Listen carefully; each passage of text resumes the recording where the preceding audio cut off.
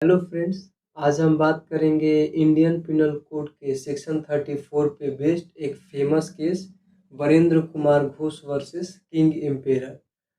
ये common intention से deal करता है और 1925 में ये केस डिसाइड हुआ था। इस केस को हम पोस्ट मास्टर केस के नाम से भी जानते हैं।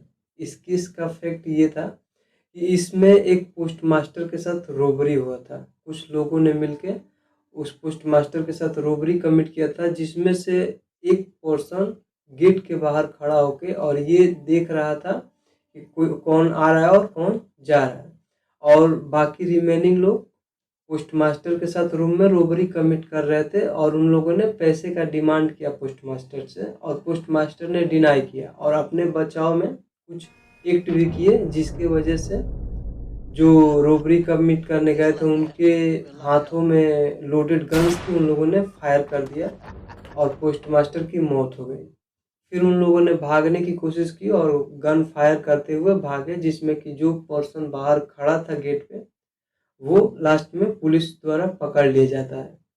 उसको ट्रायल कोर्ट में रिप्रेजेंट किया जाता है पुलिस ऑफिसर द्वारा।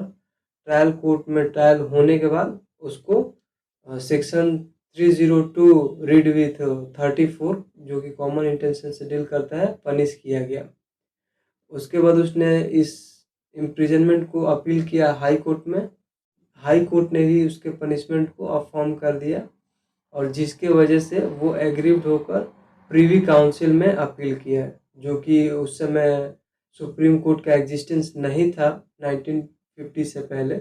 तो प्रीवी काउंसिल के पास ही सब अपील जाते थे। तो प्रीवी काउंसिल ने भी उसके पनिशमेंट को अफर्म कर दिया सेक्शन 302 विथ सेक्शन 34 में, और ये कहते हुए कि वो एक्ट जो मर्डर हुआ था उस पोस्ट मास्टर का, वो लोग गए थे रोबरी कमिट करने, लेकिन जो एक्ट मर्डर का हुआ वो उसी एक्ट के फर्दरेंस में हुआ था।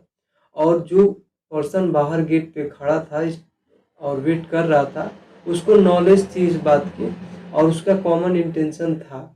और इसमें एक प्रीवी काउंसिल द्वारा एक लाइन भी दिया गया है, they will serve who will stand and wait. इसका मतलब कि जो खड़ा होके वेट कर रहा है ऑफेंस कमिट होने का, वो भी पनिशमेंट के अधीन होगा।